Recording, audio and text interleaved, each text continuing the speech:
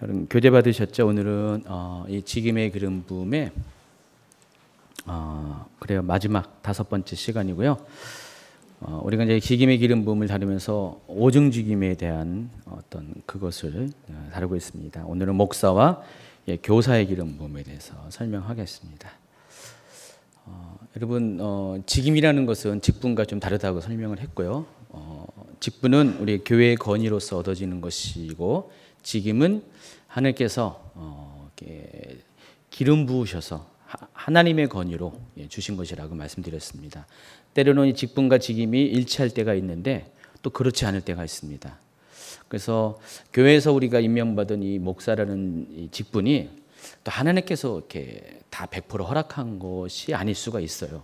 대부분의 경우는 중복되지만은 어떨 때는 하나님께서 허락하지 않은 그런 목사의 직분을 가지고 사역하는 분도 있을 수가 있다는 것입니다. 그래서 내가 정말 제대로 된 목사인가, 하나님께서 허락하신 목사라는 것을 확인하기 위해서는 혹시 목사님 여기 계시는지 모르겠는데 저부터가 정말 하나님께서 주신 어떤 영적인 어떤 기름 부음의 권위가 있는가를 자신이 점검해 보면 됩니다. 그래서 그것이 없으면은 비록 안수를 받았지만은 하나님께서 나를 세웠다는 것에 대해서 약간의 어떤 좀 이렇게 또 돌아봄이 좀 필요하다는 것입니다. 그래서 우리가 직분을 가지고 일하는 것이 아니라 기름 부음을 가지고 일하는 것입니다. 하나님께서 주신 영적인 권위를 가지고 일하는 것이지 사람이 준 직책 갖고 일하는 것은 절대로 아니라는 것입니다. 사람이 준 직분은 한계가 있어요. 그래서 어느 정도는 하지만은 나도 느끼고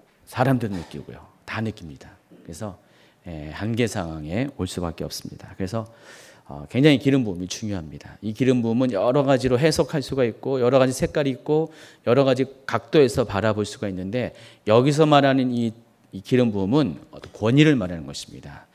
예수님께서도 마태복음 10장에 제자들을 중에서 12명을 택해서 사도로 딱 이렇게 구분 지었죠. 구별 지켜가지고 그들을 파송할 때도 그냥 보내신 것이 아니라 권위와 능력을 주셔서 보내주셨어요. 그래서 그 권위가 없으면은 아무것도 할 수 없음을 여러분 아시기 바랍니다. 자, 목사의 기름 부음 오늘 두 가지를 이제 다루는데 목사의 기름 부음, 교사의 기름 부음입니다. 여러분 목사라는 단어가 어디서 왔고 어떤 의미가 있는지 여러분 아십니까? 그냥 목사님은 목사님이다 그렇게만 이해하십니까? 이 목사라는 단어가 헬라어에서 포이멘이라는 단어를 사용하는데 뭐 여러 가지 뭐 이렇게 어미 변화가 있습니다. 그런데 이제 제가 이제 쭉 뽑아봤어요. 근데 어떻게 다 뽑아온 줄 알았더니 아까 세어봤더니 하나가 빠졌어요. 한 군데가 빠져 있는데 신약 성경에는요 이 포이멘이라는 단어가 18번 나옵니다. 근데 그 중에서 제가 오늘 하나를 빼고 17가지를 다 적어놨네요. 그런데 그 에베소서 4장 11절에 오중직임을 다루는 에베소서 4장 11절에는 거기서는 목사라고 표현합니다. 근데 이 성경 구절 외에 다른 모든 것은 목사라는 단어를 안 써요. 똑같은 언어는 똑같은데 포이멘이라는 단어가 똑같은데 다른 모든 성경에서는 목자로 번역을 합니다. 한번 쭉 이렇게 보세요. 보시면은 똑같은 단어인데 에베소 4장 11절은 그가 혹은 사도로 혹은 선지자로 혹은 복음 전환자로 혹은 목사와 교사로 주셨으니라고 했는데 다른 성경 마태복음 9장 36 마태복음 25장 32절부터 32절을 보시면은 모든 민족을 그 앞에 모으고 각자 구분하기를 목자가 양과 임수를 구분한 같이 하여라고 했는데 이 단어와 에베소 4장 11절에 있는 단어가 같은 단어라는 것입니다. 근데 같은 단어를 한쪽에서는 목사라고 번역하고 한쪽에서는 목자라고 번역을 하고 있다는 것입니다. 더욱이 중요한 것은 이 에베소 4장 11절 외에는 모두가 다 목자로 번역하고 있다는 것을 여러분이 아시기 바랍니다. 자, 그런데 유일하게 이렇게 목사로 번역한 에베소 4장 11절도요. 다른 번역으로 살펴보면은요. 개역 성경이 아닌 다른 성경. 보통 우리가 많이 이렇게 저나 최자 목사님이 언급하는 다른 번역 중에서 킹제임스 버전을 많이 얘기하잖아요. 킹제임스 번역 버전만 받으래도 여기서도 역시 목사라고 번역을 하지 않고 목자라고 번역을 하고 있습니다. 한번 킹제임스 버전으로 한번 읽어볼까요? 그가 어떤 사람들은 사도로, 어떤 사람들은 선지자로, 어떤 사람들은 복음 전도자로, 어떤 사람들은 목자와 교사로 주셨다 그랬습니다. 자, 이런 것을 쭉 보면은요, 우리가 알고 있는 이 목사라는 단어가 실은 성경에서는 목자라는 의미로, 그런 용어로 거의 대부분을 사용하겠다는 것을 여러분이 아시기 바랍니다. 그러면 이제 목사라는 단어보다 목자라는 단어가 더 우리가 보통 얘기할 때 성경적이다라고 표현하잖아요. 어때요? 성경적인 것 같아요? 어떤 게 더 성경적인 것 같아요? 목자가 성경적인 단어라는 것입니다. 한번 저한테 한번 불러보세요. 목자님. 이 목자님 그러면은 우리 꼬맹이들이 발음을 잘못해가지고 하는 발음 비슷하죠. 우리 애들이 맨날 저한테 목자님, 목자님 그래요. 목사님, 목사라는 발음을 제대로 못해가지고요. 근데 목사님을 목자라고 하면은 좀 약간 어때요, 여러분? 느낌이 물론 생소하고요. 생소함 말고 또 어떤 느낌이 들어요? 사자가 안 들어가니까 잘하는 단어가 들어가니까 좀 약간 좀 뭐 권위가 없어 보이나요? 근데 어떤 그래서 교단인지 어떤 공동체인지는 목사라는 글을 안 쓰고 그냥 진짜로 이제 목자라는 그렇게 쓰는 곳도 있긴 하더라고요. 영어에서도 이 목사와 목자가 단어가 물론 당연히 다릅니다. 목사를 뭐라고 합니까? 패스터라고 그러죠? 목자는 셰퍼드라고 이렇게 합니다. 패스터와 셰퍼드가 뭐가 다를까? 여러분, 이 셰퍼드가 우리가 그냥 한자로 표현하니까 굉장히 좀 이렇게 멋있어 보이는데 한글로 표현하면 뭡니까? 셰퍼드가 양치기예요. 양치기입니다. 양을 이렇게 먹이고 돌보는 그런 사람이 셰퍼드. 그래서 이 목자는 양을 치는 사람이에요. 근데 패스터라는 단어, 영어의 패스터라는 단어, 목사라고 번역하는 이 패스터라는 단어는 어디서 올 것 같아요? 어원이 100% 이렇게 거기다라고 말할 수 없지만은 추측하는 어떤 어원적인 의미는 패스처에서 왔어요. 이렇게 그 뭐죠? 패스처가 목장을 말하는 것입니다. 그래서 이 목사라는 단어도 실은 여기 셰퍼드라는 그 목자라는 단어와 크게 다른 건 아니에요. 어원적으로 엇비슷한 게 사실이라는 것입니다. 그래서 왜 굳이 패스터라는 단어를 사용했는지 모르지만은 그러나 어쨌든 간에 의미적으로는 뭐 이렇게 우리가 알고 있는 셰퍼드랑 크게 다른 것은 아니라는 것을 여러분이 아시기 바랍니다. 그래서 이 목사라는 것은 어떤 역할을 하는 것이 바로 그 목자라는 그 셰퍼드라는 이름 가운데 우리에게 분명히 알게 해줍니다. 자, 목사의 역할, 목자의 역할은 양을 돌보는 것입니다. 양과 관련이 되어 있습니다. 요한복음 21장에서요, 예수님은 베드로에게 3번에 걸쳐서 내가 나를 사랑하냐 묻는 장면이 나옵니다. 여러분 잘 알고 있는 장면인데 15절을 보시면은요, 시몬아 내가 이 사람보다 나를 더 사랑하느냐 이렇게 물으십니다. 그러하다고 대답했을 때 예수님께서 베드로에게 뭐라고 했습니까? 내 어린 양을 먹이라. 두 번째 질문에 대해서 내 양을 치라. 그리고 세 번째 고백에 대해서 내 양을 먹이라. 이런 식으로 예수님께서 답을 주십니다. 예수님을 사랑하는 베드로에게 하신 말씀이에요. 예수님을 사랑하는 자가 다음 단계로 해야 될 게 뭐라고요? 내 양을 먹이고 칠 것을 명령하십니다. 이것이 베드로에게 해당하는 것이 아니라 여러분이 정말 주님을 사랑한다면요, 주님이 여러분에게 똑같이 목자의 역할을 맡기시는 것이에요. 그러니까 주님을 사랑하는 자가 해야 될 것은 바로 그거예요. 하나님이 사랑하는 그런 양들, 예수님이 사랑하는 그 양들을 먹이고 치는 것이 단지 저희와 같이 기름 부음 받은 직분 받은 목사만이 하는 것이 아니라 모든 사람들이 다 하는 거예요. 여러분도 다 그렇게 양들을 먹이고 치는 역할을 다 하셔야 한다는 것입니다.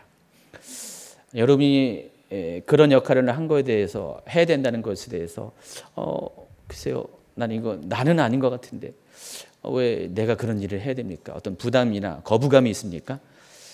예수님이 여러분을 목자라고 부르는 거에 대해서 좀 어색하고 불편하십니까?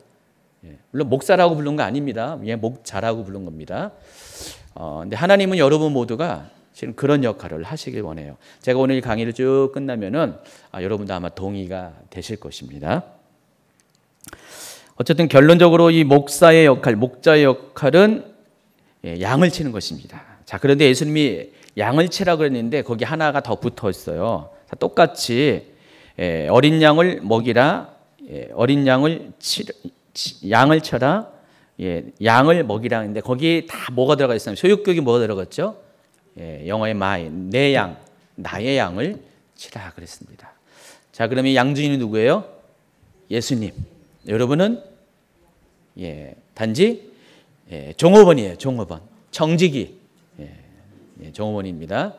그래서 이 목사의 역할은 하나님의 양을, 주님의 양을 대신 치워주는 사람, 대신 먹여주는 사람, 돌봐주는 사람이 목자의 역할이라는 것입니다. 그래서 저도 이제 여러분이 물론 뭐 제 양 아니죠. 제 양 아닌데 우리 주임제교회, 특별히 우리 주임제교회에 있는 성도들도 제 양이 아닙니다. 제가 이제 위탁받은 거예요. 예수님이 저한테 기름 부으셔가지고요, 보내주셔가지고요, 좀 잘 좀 먹이고 잘 좀 치라고. 그래서 그런지 참 쉽지가 않더라고요. 이렇게 하나님이 보내주셨는데 정말 이게 내 양이 원래부터 아니기 때문에 처음부터 말도 안 듣고요. 아주 힘들게 해요. 양하고 저하고 친해지는 거 시간이 많이 걸리더라고요. 얼마 전에 이제 무슨 프로그램을 한번 본 것 같은데 수백 마리의 양을 치는 목동이 있더라고요. 셰퍼드, 목자가 있는데 양을 어떻게 그걸 돌보는가. 저는 예전에 미처 몰랐는데 이번에 알게 됐는데 수백 마리의 양이 목자의 말을 다 알아듣는 게 아니더라고요. 양은 원래 그래요. 물론 요한복음 10장에는요, 양들이 다 내 음성을 듣는다 그랬는데 그는 실제는 아니더라고요. 수백 마리의 양들 중에서 리더급 되는 몇 마리 양들만 알아들어요. 목자의 소리를. 그래서 이 목자가 그 알아듣는 양에게 신호를 보내요. 일로 오라 그러면은 그 양이 움직여요. 그러면 나머지 양들은 따라가더라고요.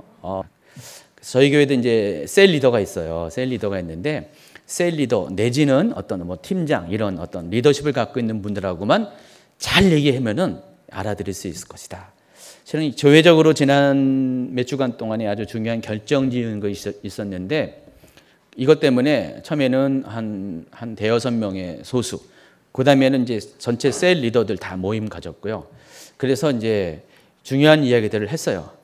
거의 다 알아들었어요. 알아들었는데 나중에 이제 뭐 성도들한테 얘기를 했죠. 전체적인 예배 시간에 광고를 통해서 이야기를 했는데 역시나 이제 못 알아듣는 분이 있더라고요.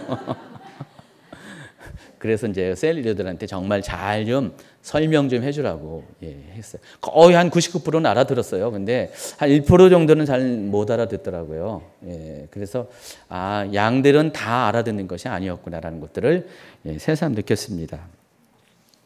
어쨌든 중요한 것은 포인트는 내 양이 아니라는 것, 주님의 양이라는 것. 그래서 이 목자의 정체성을 분명해야죠. 이 양들이 다 내 거 아니다는 것들을 아주 분명히 해야 돼요. 이것을 착각하면은 자꾸만 내 양처럼 생각하다 보니까 힘들죠. 힘들고 처음부터 말 안 되는 내 양이 아니기 때문에 말 안 되는 양들 갖고 막 씨름하다가 지치고 그리고 내 양처럼 내 소유를 자꾸만 삼으려니까 많이 힘들잖아요. 그래서 이것은 우리 목자가 누구인가에 대해서 모르기 때문에 할 수밖에 없는 오륙, 착각이라는 것입니다. 그래서 목자라는 것은 영적으로 하나님께서 나에게 허락하신 이런 양들을 주님을 대신해서 그들을 먹이고 돌보는, 관리하는 역할을 하는 그런 직임을 가진 사람, 직분을 가진 사람이 목사라는 것을 여러분이 아시기 바랍니다. 베드로전서 5장 1절부터 4절까지 보면은요, 장로들에게 하는 권면이 있는데 이것을 쫙 보면은 장로들에게도 똑같이 요한복음 21장처럼 내 양을 치라, 하나님의 양들을 치라라는 권면이 나오고 있습니다. 근데 여러분, 장로라는 것은 그때 당시에 신약성경 시대 때의 장로는 오늘날의 이 장로가 아닙니다. 그때의 장로는 똑같이 목사와 같은 하나님의 종을 말하는 것이에요. 그래서 오늘날의 장로라는 개념과는 약간 달라요. 그때의 장로는 목사의 역할을 하기도 하고요, 감독의 역할도 하고요.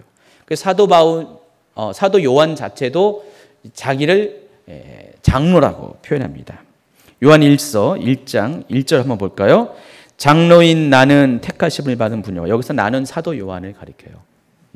요한 3서 1장 1절에도 역시 자기 자신을 가리켜서 사도 요한은 장로라고 표현합니다. 베드로도 자기를 장로라고 표현해요. 아직 넘기지 마시면요, 베드로 5장 1절에 보니까 너희 중 장로들에게 권하노니 나는 함께 장로된 자요 그리스도의 고난의 증인이요 라고 했습니다. 사도 베드로도 역시 자신을 가리켜서 장로라고 표현을 하고 있습니다. 그래서 이 장로의 역할이 2절에 보니까 너희 중에 있는 하나님의 양무리를 치되 또 양무리의 본이 되라. 그래서 예수님을 가리켜서 뭐라고 표현합니까? 4절에 목자장. 그러니까 예수님은 목자장이고 나는 그 목자장이 거느리는 하나의 목자라고 표현을 하고 있습니다. 그래서 이 목사의 역할이 아주 분명함을 여러분이 알 수가 있습니다. 넘기시면은요, 232페이지 4번입니다. 자, 목사의 기름 부음. 그래서 목사라는 우리가 의미를 좀 알고, 목자라는 의미를 알고, 이제는 이제 오늘 주제가 목사의 기름 부음이기 때문에 그러면 이제 목사의 기름 부음이란 어떤 것인가에 대해서 여러분이 아시기 바랍니다. 고린도서 12장 5절에 보면 직임은 여러 가지나 주는 같다 그랬습니다. 여기서 직임이라고 번역한 이 디아코니온이라는 헬라어 단어가 원뜻이 뭐라고 했어요? 영어로는 서비스, 섬기는 것, 봉사하다라는 것입니다. 그래서 직임으로서의 이 목사라는 것은 뭡니까? 섬기는 사람을 말하는 것이에요. 누굴 섬겨요? 목자니까, 세포드니까 양을 섬기는 것. 양을 섬기는 사람이 목자예요. 양을 거느리는 게 목자가 아니라 서비스하는, 양들에게 서비스하는 그런 게 목사라는 것입니다. 저는 여러분에게 서비스하는 서비스 직종에 있는 사람이에요. 제가 봉사하는 직종이라는 것입니다. 이게 안 알아들어요? 목사님들이 서비스는커녕 맨날 다스려서 그러나요? 글쎄요. 일단 기본적으로 목사의 직임이 갖고 있는 그 기름 부음의 의미가 봉사하는 것이에요. 양들을 섬기는 것이 그런 목자의 기름 부음이라는 것입니다. 그래서 하나님은요, 이 양들을 섬길 수 있도록 목사에게 거기에 맞는 능력들을 주시는 것이에요. 제가 뭐라고 했습니까? 직임은 직임으로 끝내는 것이 아니라 직임에 따르는 뭐가 있다고 했어요? 초자연적인 은사가 있다고 그랬죠. 보통 사도와 선지자와 복음 전도자에게는요, 초자연적인 은사들이 따라갈 세트로요. 자, 그런데 잘 보면은요, 이 목사와 교사에 한해서는요, 초자연적인 은사보다는 다음 주에 설명할 이 재능의 기름 부음, 생활의 기름 부음이 거기에 따라가요. 왜냐하면 이 목사와 교사는 이 영적인 사역을 하는 것은 맞아요. 근데 사도, 선지자, 복음 전도자와는 다르게 실제적인 어떤 전투에서 앞서서 뭘 하는 사람이 아니라 후방에서 이렇게 양을 돌보고 또 힘든 자들을 잘 이렇게 회복시켜가지고 다시 영적 전투에 내보내는 그런 후방 부대의 역할을 하기 때문에 전방 부대에게 필요한 영적인 권능보다는 다른 차원의 하나님께서 기름 부음을 주시는 것이죠. 그래서 초자연적인 은사가 목사의 기름 부음을 받은 사람들에게는 상대적으로 적을 수밖에 없어요. 그래서 여러분 때로는 어느 목사님은 어느 게 목사님은 아주 유명한 목사님은 그냥 은사와 기적, 은사와 능력들이 많은데 왜 우리 목사님은 왜 저 모양이야? 아무것도 없어. 아무리 봐도 기도해도 뭐 이렇게 치유도 안 나타나고 예언도 못 하시고 그분은 오리지널 목자의 기름 부음을 받았기 때문이라는 것이죠. 물론 때로는 하나님이 그런 분들에게 양을 섬길 수 있도록 그런 능력을 주세요. 또 그분들에게는 또 다른 것은 그들을 향한 아주 그냥 중심의 마음을 주기 때문에 그 기름 부분과는 상관없는 믿음의 기도를 하게 되면은, 궁율의 기도를 하면은 또 병도 고치고 다 기적도 일어나죠. 그러나 어쨌든 간에 이 사도 선지자와 복음 전도자와는 약간은 차원이 다르다는 것입니다. 후방 부대에 있기 때문에 어떤 전방 부대에게 주는 어떤 그런 필요한 능력들은 좀 약할 수밖에 없다는 것입니다. 대신 이 목사에게는요, 하나님께서 목사의 기름 부음 받은 사람에게는 다른 세 가지의 기름 부음 받은 사람보다 더 많이 주신 것이 있어요. 그 기름 부음만에 나타나는 것들이 장점이 있는데, 첫 번째가 뭐냐면은 궁일한 마음이에요. 목사의 기름 부음 받은 사람에게는 양들을 향한 궁일한 마음이 강하게 나타납니다. 마태복음 9장 36절, 예수님께서 무리를 보시고 불쌍히 여기시니 이는 그들이 목자 없는 양과 같이 고생하며 기진함이라고 했어요. 예수님은 5가지의 직임을 완전히 100% 갖고 계신 분이라고 했어요. 그러니까 여기 9장 36절에 보면은 예수님이 목사로서의 기름 부음이 어떠한가를 우리가 알 수 있는 힌트가 나온 거예요. 그러니까 예수님은 양들을 보면서 굉장히 궁일한 마음이 갖고 계시는 분이라는 것입니다. 목자 없는 양같이 보이기 때문에 실제로 당시에 이스라엘 백성들은 목자가 없었어요. 제대로 된 목자가 없었어요. 그들을 인도해야 될 목자가 누구였어요? 제사장들, 바리새인들, 그런 서기관들, 종교 지도자들이 그들을 당연히 섬기고 그들을 이끌어야 되는데 그들이 어때요? 그들이 정말 그들을 섬겼습니까? 백성들을 섬겼습니까? 아니죠. 하나님 앞에도 외식했고요. 더군다나 사람을 사랑하는 것에 대해서 굉장히 그런 마음조차 없는 사람들이었습니다. 그러다 보니까 하나님 보시기에 너무나 불쌍해요. 그들이요. 정말 목사가 없기 때문에 갈 곳을 모르기 때문에 왔다 갔다 이리저리 방황하는 그런 안타까운 모습들을 보이고 있었습니다. 그래서 하나님께서 예수님을 이 땅에 보내주신 것이에요. 목자로서 그들을 먹이고 입히는 그런 사명을 감당하기 위해서 이 세상 가운데 보내셨다는 것입니다. 그래서 이 목사의 기름 부음을 받은 사람들은요, 사도 선지자, 복음 전도자, 그 다른 어떤 직임을 받은 사람들과 비교할 수 없는 이런 궁일한 마음이 철철 넘치게 되어 있어요. 여러분 담임 목사님을 이렇게 능력 없다고 무시하면 안 돼요. 우리 목사님은 뭐 또 은사가 없는, 아닙니다. 이것이 강하면 그보다 여러분에게 더 좋은 건 없어요. 아무리 은사가 강하면 뭐합니까? 능력이 있으면 뭐합니까? 그것이 여러분하고 뭔 상관이에요? 여러분하고 뭔 상관이에요? 여러분 사랑해주지도 않은데 그냥 그림의 떡에 불과합니다. 근데 정말 여러분을 사랑하고 목숨을 바쳐서 사랑할 수 있는 그런 궁일이 있는 목자를 만나면은 그건 여러분에게 바로 연결되는 것이에요. 여러분과 의미가 있는 것입니다. 시편 23편 1절에 보면요, 여호와는 나의 목자시니 내게 부족함이 없으리다. 하나님이 먼저 여러분의 목자가 되십니다. 그렇죠? 그래서 이 목자에게는 바로 목자로서의 하나님의 갖고 계시는 이 성품이 그대로 나와 있는데 그것이 궁일이라는 것이죠. 그래서 하나님은 여러분의 영혼의 목자세요. 예수님이 영혼의 목자이기 때문에 여러분을 정말로 사랑하세요. 정말로 궁일이 여기 때문에 그 궁일이 십자가를 여러분에게 허락을 하셨다는 것입니다. 그래서 목사에게는 이런 기름 부음이 있다는 것입니다. 두 번째가 양들과의 특별한 친밀감이 생깁니다. 목자의 기름 부음을 가진 사람에게는. 요한복음 10장 14절 15절, 나는 선한 목자라, 나는 내 양을 알고 양도 나를 아는 것이 아버지께서 나를 아시고 내가 아버지를 아는 것 같으니 나는 양을 위하여 목숨을 버리느라. 선한 목자와 사꾼 목자의 차이가 뭐라 그랬어요? 양을 아냐 모르냐. 왜냐하면 선한 목자는 그 양이 내 양이기 때문에, 삭금 목자는 그 양이 내 양이 아니기 때문에. 그래서 그 결과 양들에게 어떤 상황이 생기면 어떻게 됩니까? 선한 목자는 자신의 목숨을 내어놓습니다. 양을 지키기 위해서요. 가끔 가다가 이제 들에서 이렇게 양을 치면은 우리나라에 그렇게 없지만은 이스라엘 같은 경우도 맹수들이 있어요. 사자가 있고요. 곰이 출현합니다. 그때 목자는 어떻게 됩니까? 도망갑니까? 아닙니다. 절대로. 진짜 목자는 내 양이라고 여기는 이 목자는 양들을 지키기 위해서 사자와 싸웁니다. 곰과도 싸웁니다. 다윗도 그랬어요. 다윗의 고백을 보면은 다윗도 그리했습니다. 선한 목자라는 것을 확인하는 방법은 그거예요. 어떤 위기 상황 가운데 선한 목자는 반드시 양들을 위해서 목숨을 버린다는 것.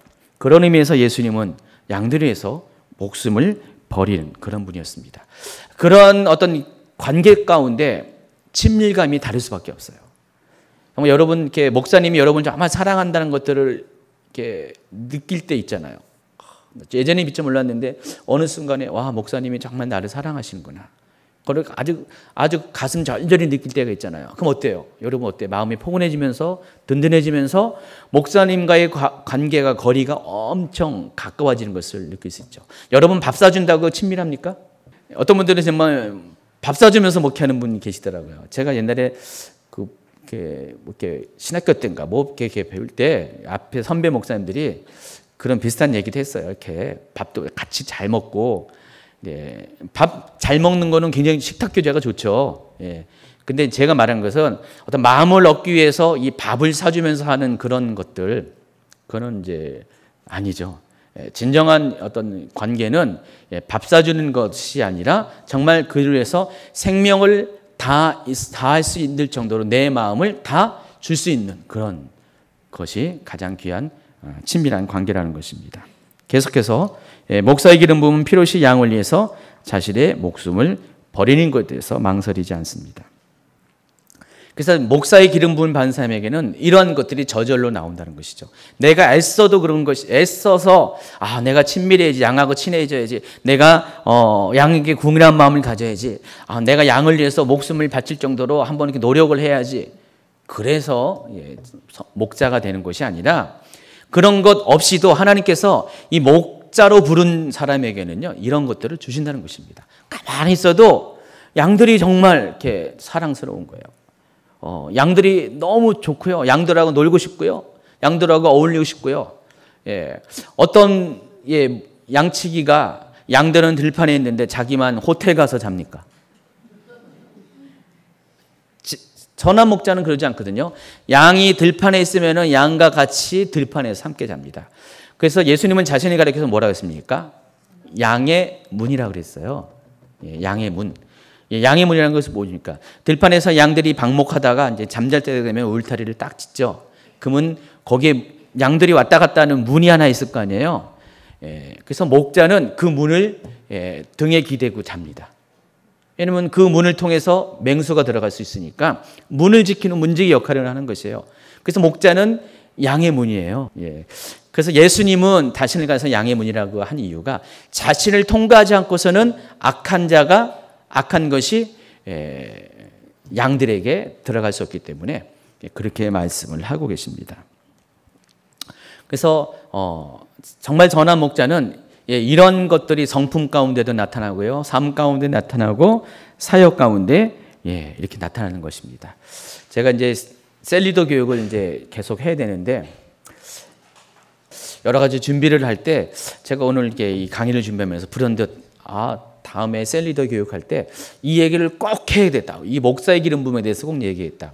셀리더의 첫 번째 자격이 이 목사의 기름 부음이 없으면 안 되는 거예요. 좀 이따 이제 교사의 기름 부음도 얘기하겠지만 거기도 해당하지만은 셀 리더의 첫 번째 자격은 목사의 기름 부음이 있어야 돼요. 그런 사람이 셀 리더가 된다는 것입니다. 여자분들은 저희 교회는 이제 식당 봉사를 하기 때문에 때로는요, 예전에 보면은요, 식사 잘하는 분이 셀 리더, 식사 준비 잘하는 분, 밥 잘 짓는 분이 셀 리더가 될 때가 간혹 있었어요. 하도 이게 식당 봉사가 어려워가지고. 근데 이내 후회할 때가 많이 있었습니다. 셀 리더는 밥 잘한다고 셀 리더가 되면 안 돼요. 첫 번째는 정말 그 셀원들을 양들을 잘 이렇게 먹이고 입히고 잘 사랑해 줄 수 있는 그런 사람이 셀 리더가 된다는 것을 점점 가면 갈수록 많이 느끼게 됩니다. 그래서 제 눈에 그런 분들이 몇 분이 계세요. 정말 제가 보더라도요, 정말 양들을 잘 이렇게 돌봐주세요. 그래서 전도사님들도 저하고 마음이 똑같은지 새로 이렇게 새 가족들이 오잖아요. 그러면은 밀어주는 셀이 있어요. 어떤 셀은 잘 안 보내요. 근데 어떤 셀은 막 밀어주더라고요. 이유가 있어요. 이 안 보내주는 이 셀 리더가 뭐 관계가 안 좋아서 그런 게 아니라 못 믿어서 괜히 잘못 보냈다가 상처 입고 그냥 혼자서 상처 안 입고 잘 있는 사람은 거기 보내도 잘 사는데 상처받고 약해진 사람들을 걷다 보내면 어떻게 돼요? 그 셀 리더에 의해서 더 힘들어질까 봐 거기는 잘 안 보내고요. 아주 정말 이렇게 목자의 마음을 가진, 목자의 기름 부음을 가진 그 셀 리더에게 보내더라고요. 그러다 보니까 저희 교회는 이렇게 셀에서 전도를 해가지고 그 셀로 가는 것이 아니라 전도사님들이 배정을 해줘요. 이렇게 오면은 이렇게 배정을 해주고, 보통은 나이 순으로 이렇게 배정을 하는데 두 번째 어떤 기준이 그런 기준이 있어요. 그러니까 어떤 셀은 계속 늘어요. 그래서 여성 셀 중에 하나는요, 그 셀에서 한 4개 셀이 나왔어요. 계속 그쪽 셀을 막 가는 거예요. 그러니까 사람이 막 늘고, 왜냐하면 그쪽은 이렇게 안심이 되고 또 거기 가면 회복이 되니까. 그러다 보니까 점점 늘다가 보니까 계속 분셀이 되고 막 그러더라고요. 그래서 하나님도 우리와 보는 관점이 똑같을 것 같아요. 하나님 보기에도 정말 그 사람이 양들을 잘 먹이고 치고 사랑하는가, 양들과 친밀한가를 보면서 그 사람들에게 하나님의 양을 맡기는 것이죠. 여러분, 교회가요, 어느 교회는 부흥하잖아요. 어느 교회는 부흥하지 않잖아요. 물론 어떤 면에서 은사와 능력이 많은 교회도 부흥할 수가 있고요. 여러 가지 어떤 프로그램이 잘 된 교회도 부흥할 수가 있어요. 또 요즘은 그러지 않겠지만은 뭐 건물을 잘 짓고 시스템이 잘 돼 있는 교회도 부흥할 수 있는데, 최종적인 어떤 부흥의 어떤 그 기준, 어떤 동력은요, 그런 게 아니더라고요. 정말로 부흥하는 교회의 특징은 그 교회의 목사님이 정말 양들을 사랑할 수 있는 그런 마음을 갖고 있는 교회는 부흥하더라고요. 부흥하지 말라도 해요. 왜? 양들이 너무 좋으니까. 거기 있으면은 잘 성장하니까. 거기 있으면은 안정이 되니까. 자꾸만 내가 오니까 너무 좋으니까 다른 사람 내려오고, 계속해서 교회가 부흥하더라고요. 목자의 마음만, 목자의 기름 부음만 있으면은 교회는 그냥 기본적으로 부흥할 수밖에 없다는 것입니다. 요즘은 그렇지 않은 게 많은 것 같아요. 그래서 계속해서 교회가 막 뿔뿔이 흩어지고 막 양들이 더 이상 못 땡기겠다고 막 나가요. 가지고 다른 양무리를 자꾸만 이렇게 흘끔흘끔 하면서 거기 보니까 저기 있는 목자는 정말 양들을 좀 많이 사랑해 주는 것 같아. 어떻게 보기에. 그러니까 글로 막 가고 그렇게 어떤 성도의 그 수평 이동이 막 일어납니다. 그런 일들을 보면은 이 목자의 기름 부음이 굉장히 교회 성장과도 큰 관련이 있다는 것을 알 수가 있습니다. 어쨌든 이 목자의 기름 부음을 받으면은 이것들이 막 저절로 생겨나기 때문에, 그래서 특별히 목사님에게 많이 필요하다는 것입니다. 두 번째가 이제 교사의 기름 부음. 신약 성경에 나타난 교사의 기름 부음은요, 일반 교사와는 좀 다른다는 것을 여러분이 아시기 바랍니다. 일반 교사는 단지 가르치는 것을 의미해요. 그러나 성경에 말하는 이 교사의 기름 부음은요, 가르치는 수준이 아니라 균형을 잡는 역할을 하는 것이 교사의 기름 부음이라는 겁니다. 제가 이 오중직을 설명하면서 5 손가락을 비유하면서 이 마지막 손가락이 교사에 해당한다고 그랬죠. 손으로 따진다면 우리가 잘 모르지만 이 발로 따진다면 이 마지막 5번째 발가락은요, 별 의미가 없는 것처럼 보이는데, 이 5번째 발가락이 없으면은 사람이 몸의 균형을 못 잡는다 그래요. 그래서 이 교사라는 것은 단지 가르치는 수준이 아니라 교회의 균형을 잡게 하는 것이 교사의 역할이라는 것입니다. 하나님은요, 교회에 어떤 사람에게는 이 교사의 기름 부음을 주셨어요. 그리고 이 교사의 기름 부음을 가진 사람을 통해서 교회가 균형을 잡게 된다는 것입니다. 여러분, 사도가 있다고, 선지자 있다고 그 교회가 다 건강하고 잘 나가는 교회가 아니라는 것입니다. 복음 전도자와 목사가 있다고 그 교회가 건강한 것은 아니라는 것입니다. 최종적으로 아까 9가지의 성령의 열매 중에서 제일 중요한 것이 절제의 열매라고 했는데, 가장, 저는 개인적으로 보면은 이 교회에서 가장 빛을 발하지 않고 있지만은 가장 중요한 오중직임 중에 하나가 교사의 직임이라는 것을 여러분에게 말씀드리고 싶고, 초대교회를 보면은 예루살렘 교회와 달리 안디옥 교회의 리더십을 보면은 사도보다는 교사가 더 많이 강조가 되고 있다는 것을 알습니다. 여러분, 예루살렘 교회의 특징은 뭡니까? 다 사도잖아요. 사도가 굉장히 많았었어요. 근데 예루살렘 교회가 잘 됐습니까? 그렇지 않습니다. 우리 초대 교회 역사상 그리스도인이라는, 예수님을 따르는 사람들 가리켜서 크리스찬을 불렀잖아요. 그 그리스도인이라는 그 이름을 불리게 된 계기가 어디서부터 시작했습니까? 안디옥 교회예요. 왜냐하면 사람들 보기에 이 안디옥 교회 성도들을 보면은 너무나 좋은 거예요. 정말로 모범이 되고 정말로 감동적인 사람들이라는 것이죠. 근데 거기에는 사도가 있었습니까? 없었어요. 물론 나중에 바나바가 사도의 역할을 했고요. 또 거기서 바나바 밑에서 이렇게 부사역자를 했던 바울이 이제 사도가 되었습니다. 그러나 처음에는 이 안디옥 교회의 중심은 선지자와 교사였다는 것을 알 수가 있어요. 한번 볼까요? 사도행전 13장 1절. 안디옥 교회에 선지자들과 교사들이 있으니 곧 바나바와 니게르라 하는 시므온과 구레네 사람 루기오와 본봉 헤롯의 젖동생 마나안과 및 사울이라. 여기 사울은 바울을 가리킨 것입니다. 그래서 이 안디옥 교회의 어떤 핵심적인 리더들은 선지자와 교사들이라는 것을 여러분이 아시기 바랍니다. 디모데후서 1장 11절에서 바울은 자신이 받은 직임에 대해서 3가지를 언급했는데 같이 읽도록 하겠습니다. 내가 이 복음을 위하여 선포자와 사도와 교사로 세우심을 받았다 그랬습니다. 고린도전서 3장 6절에 보면은요, 사도 바울은 이렇게 고백합니다. 나는 심었고 아볼로는 물을 주었으되 오직 하나님은 자라나게 하셨다. 이 아볼로라는 사람은 사도행전 18장 24절에 보면 학문이 많고 성경에 능한 자라 그랬습니다. 누굴 것 같아요? 어떤 역할? 교사의 역할을 하는 것입니다. 그래서 사도 바울은 자신은 심는 자라고 합니다.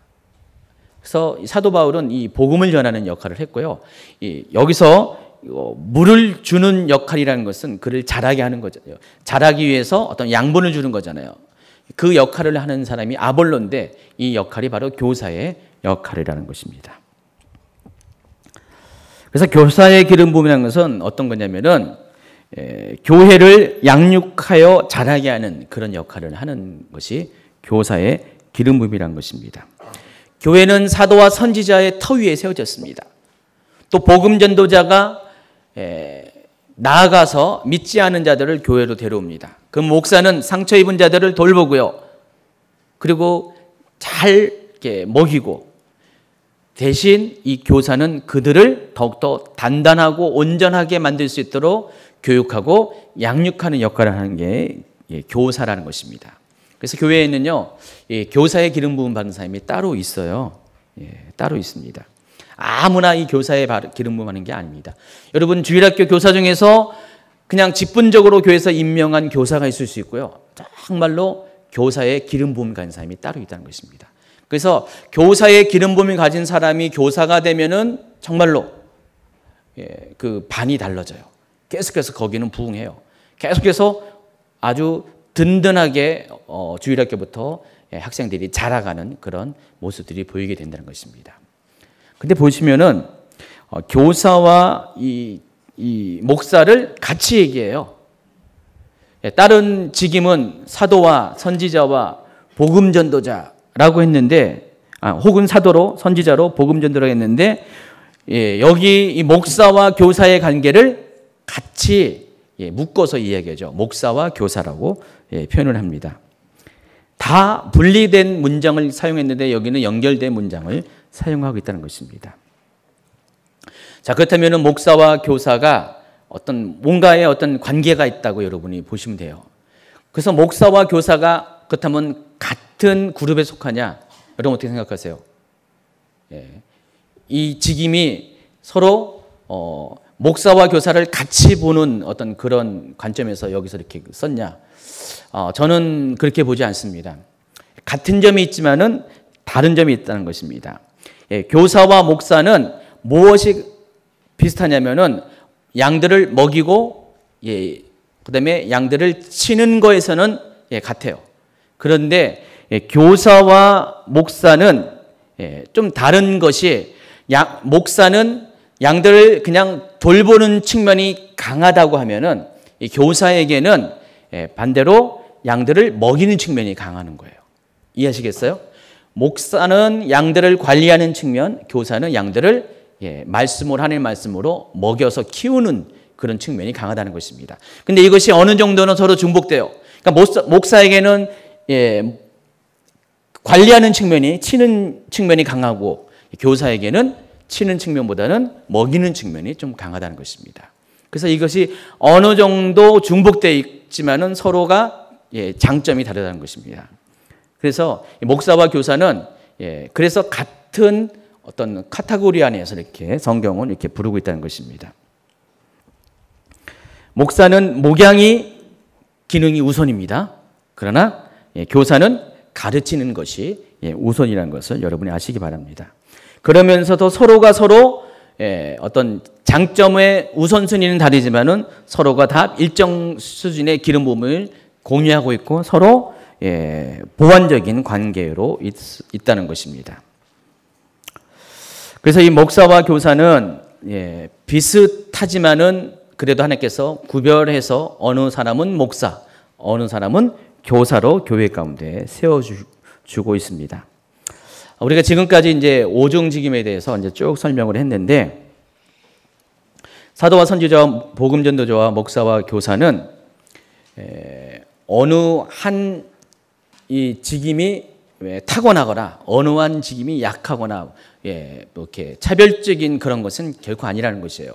이 오중직임은 모든 손가락이 크기는 달라도, 굵기는 달라도, 역할은 달라도 다 필요하고 다 서로 있어야지만 온전한 손이 되는 것처럼 이 오중직임은 똑같이 역할만 다르고 기능만 달라도 다를 뿐이지 모두가 다 필요한 교회 내의 기능이라는 것입니다. 그래서 이 중에서 하나만 없으면 그 교회는 건강한 교회가 아니에요.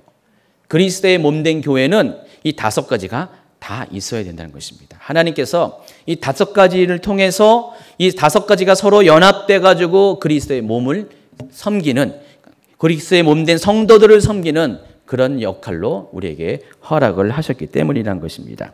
그래서 여러분 건축하시는 분은요, 우리가 이게 멋있는 건축이 있잖아요. 교회 건축되는데 다 됐는데 이 중에서 한 기둥만 약하면 어떻게 됩니까?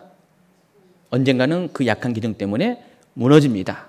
예, 여기서 딴 거는 다 됐는데 99% 다 됐는데 조금이라도 틈이 있으면 어떻게 됩니까? 평상시에는 모르는데 막 비가 옵니다. 그 틈으로 물이 스며들어가지고 결국 이 건물이 전부 다 부식돼가지고 잘못됩니다. 그래서 하나님의 교회는 100%가 돼야 돼요. 완벽해야 된다는 것입니다. 근데 그 완벽하기 위해서는 이 다섯 가지가 다 있어야 된다는 것입니다. 근데 오늘날 많은 교회들이 이 다섯 가지의 직임에 대해서 잘 이해가 없다 보니까, 성경적인 이해가 없다 보니까 어느 것은 취하고 어떤 것들은 거부할 때가 있어요. 어떤 것들은 많이 강조하는데 어떤 것들은 많이 약화된 그런 기능들이 많이 있다는 것입니다. 물론 오중직임이 오늘날 이 직분과 반드시 일치할 필요가 없어요. 교회 안에 사도라고 불린 사람이 있을 필요도 없어요. 선지자라고 불릴 사람이 필요 없어요. 그냥 충분해요. 그냥 목사라고 부르는 사람만 있어도 돼요. 그러나 그 역할을 하는 사람들은 반드시 있어야 한다는 것입니다. 저는 그냥 이 목사 중에서 사도적인 역할을 하는 사람이 있으면 좋겠어요. 선지자 역할을 하는 사람이 있으면 좋겠어요. 그냥 복음 전도자, 그냥 목사 중에서 그냥 원래 목사 기름 부음, 목사 중에서 교사의 기름 부음을 가진 사람이 있으면 좋겠어요. 그러니까 목사 중에서 그래야지 좀 부담이 없을 것 같아요. 괜히 그냥 직분으로서 기름을 불러가지고 혼란스럽게 하고 힘들게 할 필요는 없어요. 그냥 목사 중에서 오중직임을 다 감당하면 좋겠어요. 더불어서 성도 중에서, 목사라고 부르지 않는 성도 중에서, 집사님 중에서, 장로님 중에서 사도적인 역할을 하는 사람이 필요하다는 것이죠. 예, 복음 던조자의 역할을 하는 사람이 필요해요. 예, 정말 이 목사님과 같은, 아까 셀리더 얘기했잖아요. 그런 분들이 필요하고요. 잘 가르치는 교사가 필요하다는 것입니다. 제가 청년들에게 청년 사역자를 작년에 이제 임명을 했습니다. 임명했는데 교회에 이제 청년들이 많아졌어요. 많아졌는데 저희 교회가 이제 1, 2, 3청년이 있습니다. 1청년은 나이가 30살 이상, 예, 무한대. 최고령이 44입니다.